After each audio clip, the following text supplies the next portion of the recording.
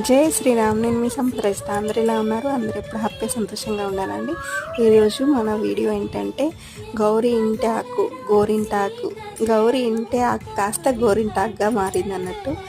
చాలామందికి ఇష్టమైన గోరింటాకు అండి. పెట్టుకోవడం వలన మన శరీరంలో ఉండే వేడిని తగ్గిస్తుంది, చలవ చేస్తుంది. అంతేకాదు చాలా మంగళకరమైన లక్ష్మీ కళ కనిపిస్తుంది మనకి చేతులకు కూడా.